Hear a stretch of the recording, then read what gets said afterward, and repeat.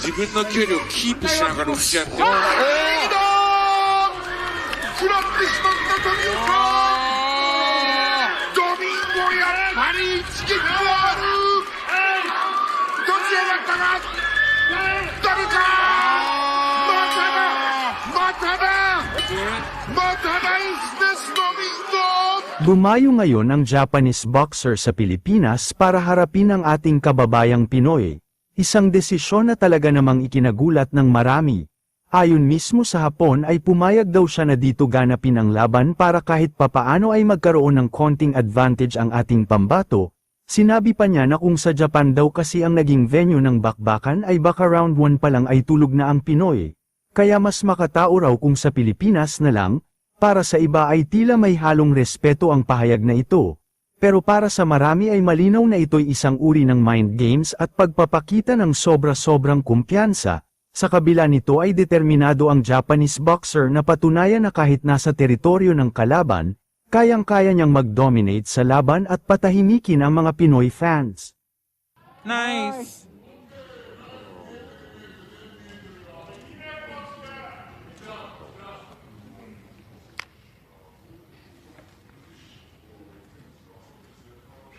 Ooh.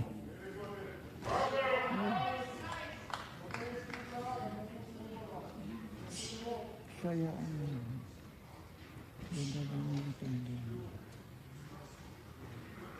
Lord, God bless us, Lord. God bless us, Lord.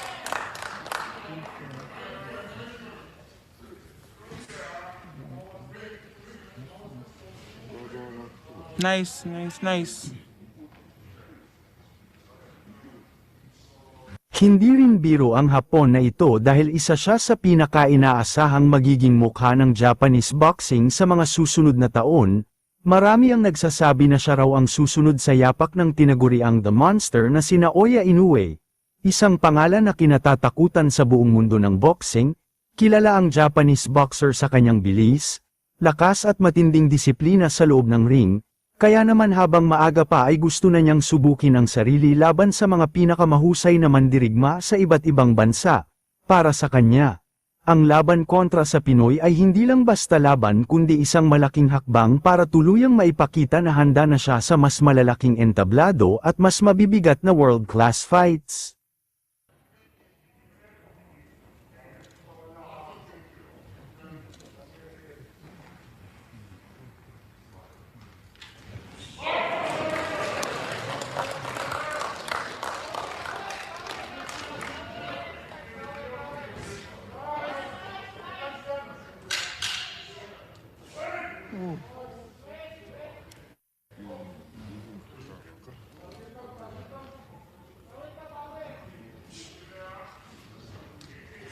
Nice! Woo!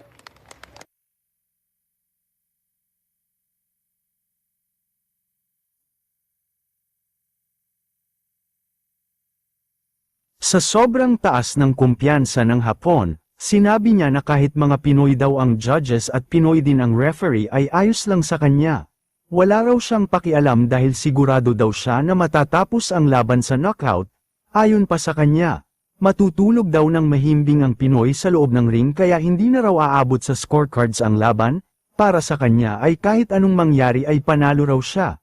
Kahit nasa Pilipinas ang venue at nasa harap ng maraming Pinoy fans, kampante siya na kayang-kaya niyang tapusin ang laban anumang oras.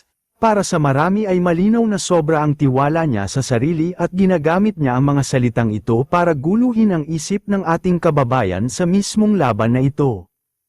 Jab, jab! Woo!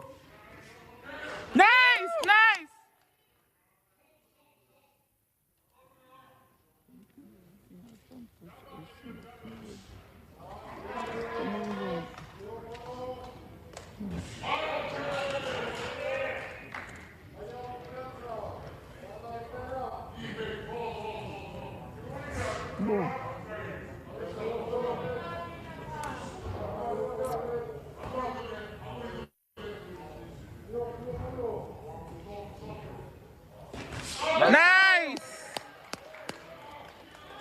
Samantala, Ang ating kababayang Pinoy ay nananatiling tahimik at kalmado, hindi siya pumapatol sa mga sinasabi ng Hapon dahil ayaw niyang mawala ang focus at disiplina niya.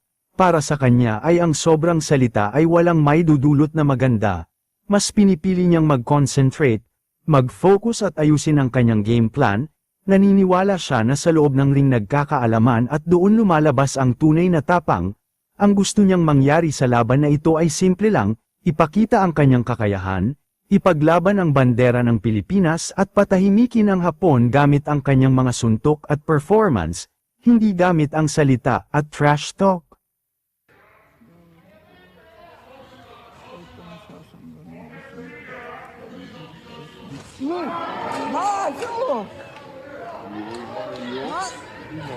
Nice, buddy. Tuloy mo na yung shot. Woo!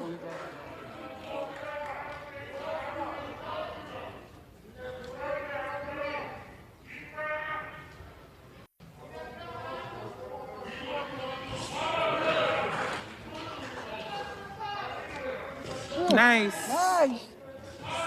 Nice! Go, go!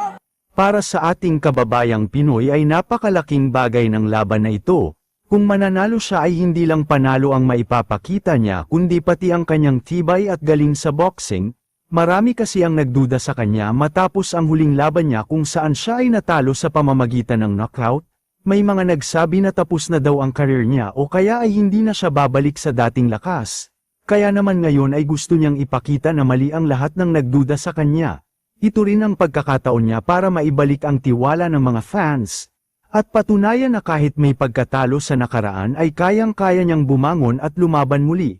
Ang laban na ito ay parang bagong simula. Isang pagkakataon para ipakita na hindi pa tapos ang laban ng isang tunay na mandirigma.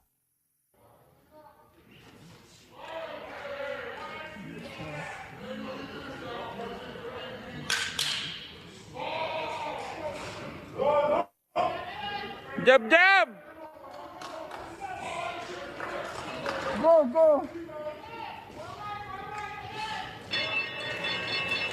Tumatakbo, tanggala.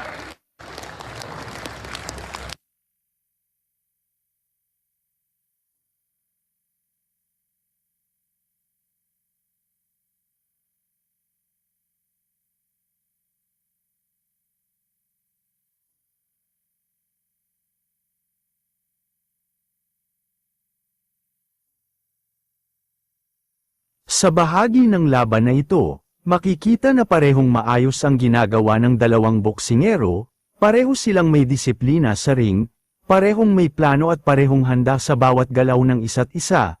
Nakakapagbitaw ng suntok ang Pinoy at nakakapagdepensa rin ng maayos. Pero kapansin-pansin ang aggressiveness ng Japanese boxer, mas mabilis at tuloy-tuloy ang kanyang galaw, at mas nakikita ang lakas ng bawat suntok. Mas polido at mas kontrolado ang kanyang timing at galaw kaya may kaunting agwat sa score nilang dalawa. Dito makikita na kahit pareho silang magaling, mas iba pa ring klase ang Japanese boxer dahil malakas talaga. Ang Pinoy ay okay din naman at maayos ang depensa, pero kailangan ng mas tamang diskarte at tiyaga para makasabay sa ginagawa ng Hapon.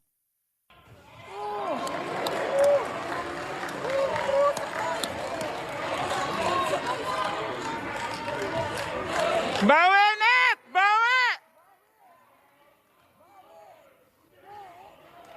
Bawi!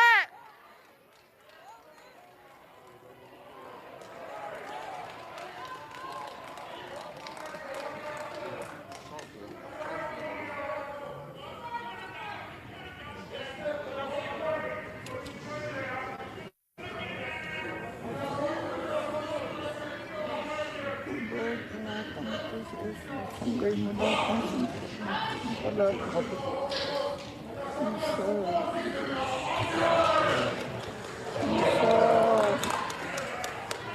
Sa mga part na ito ay biglang lamamang ng kaunti ang ating kababayang Pinoy sa unofficial scorecard. Maganda kasi ang bawat tama ng suntok niya, precise at malakas ang mga suntok.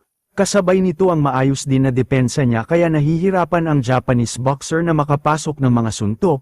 Dahil dito ay pansamantalang kontrolado ng Pinoy ang temp ng laban, makikita na kahit tahimik lang siya at hindi masyadong nagsasalita, ang kanyang focus at diskarte ay nagbubunga na ng magandang resulta. Parang sinasabi ng bawat suntok niya na kayang-kaya talaga manalo, biglang nawawala ng confidence ang Hapon dahil maganda talaga ang mga ginagawa ng ating kababayang Pinoy dito. Bawi, Net! Jesus. Jesus.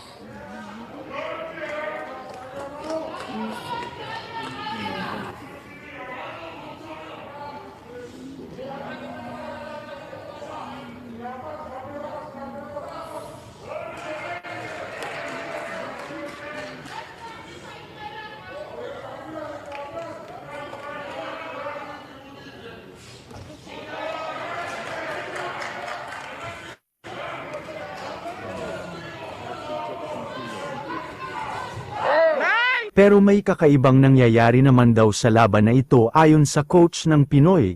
Ramdam daw niya na may bagong plano ang Japanese boxer dahil hindi nito makuha ang perfect timing para sa body shots at liver shots.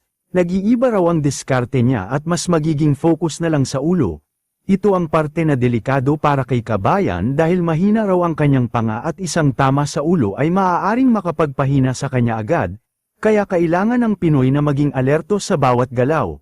Magbantay sa bawat galaw ng kalaban at huwag basta-basta papasukin ang suntok. Ang mental game at disiplina ngayon ay kasing halaga ng physical na lakas, dahil ang bawat segundo sa ring ay maaaring magbago ng laban.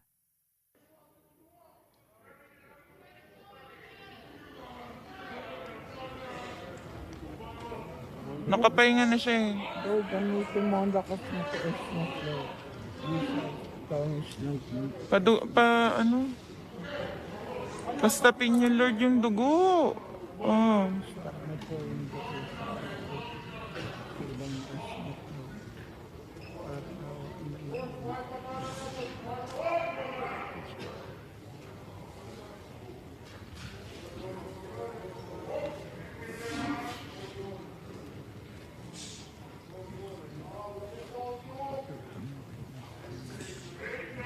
Sa round na ito, medyo lumala na ang tama sa ulo ng Filipino boxer.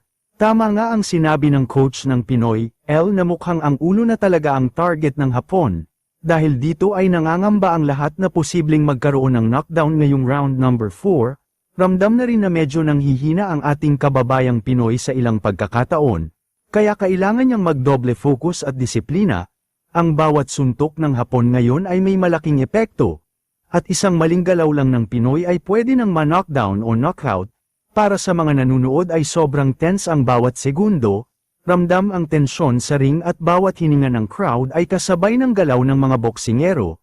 Kahit tahimik ang Pinoy, kitang-kita ang determinasyon sa kanyang mga mata. Handa siyang lumaban kahit halos puro pula na ang nasa ulo niya.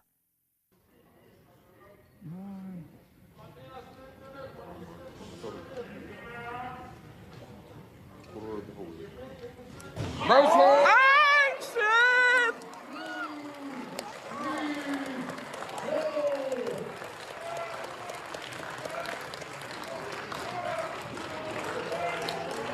Masakit mo, tapos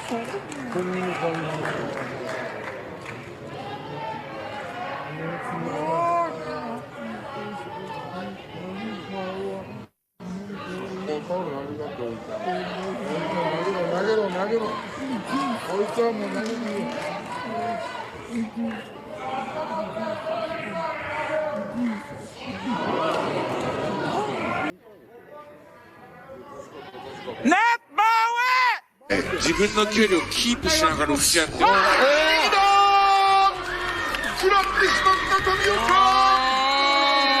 ドミンゴやっぱり一撃はあるどちらだったか誰かまただまただまただイスですドミンゴ